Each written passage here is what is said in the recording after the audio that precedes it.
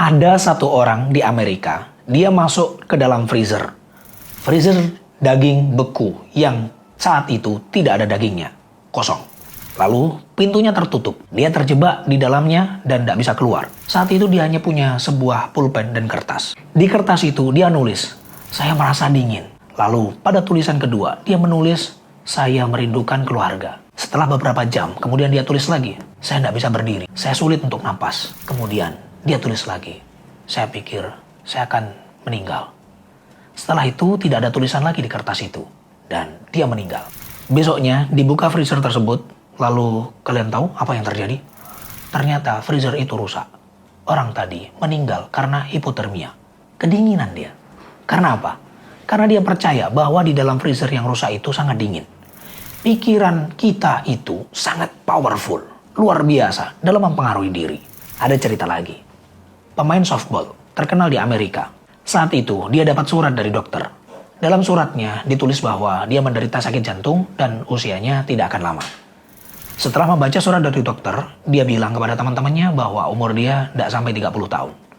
Dia percaya nanti tanggal sekian dia akan tanding dan setelah tanding dia mati, tidak apa-apa. Dan dia tanding saat itu, menang, dan benar setelah itu dia mati. Setelah dilihat ternyata hasil penyakit jantungnya saat itu ketuker dengan temannya. Dan ketika diotopsi, matinya juga karena jantung.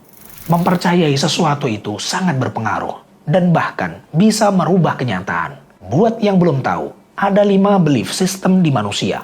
Pertama, cara berpikir akan merubah tindakan. Tindakan akan merubah kebiasaan. Kebiasaan akan merubah karakter. Dan karakter akan merubah kenyataan. Apa yang kita pikirkan akan mempengaruhi keputusan yang kita ambil. Kalau kita berpikir positif, tindakan kita akan lebih terarah, lebih produktif. Misal, kita ingin sukses, lancar, ada cuan. Adanya mindset seperti itu akan menjadikan kita jadi lebih produktif, terarah, dan tahu harus ngapain supaya tujuan kita tercapai. Kalau kata orang Jawa, ubet, apa wae dilakoni, pokok bener.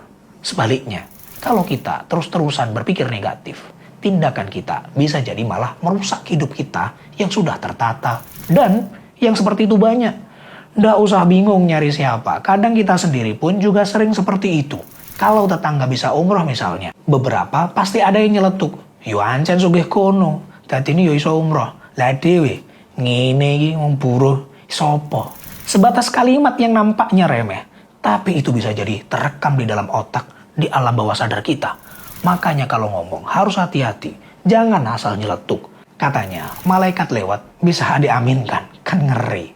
Tindakan kita yang kita lakukan terus-menerus akan membentuk kebiasaan. Kalau kebiasaannya baik, akan membentuk karakter yang kuat. Karakter yang kuat akan memberi dampak yang besar dalam hidup kita. Kita jadi dipercaya, dihormati, diandalkan oleh orang lain. Sebaliknya, karakter yang buruk akan membawa kesulitan.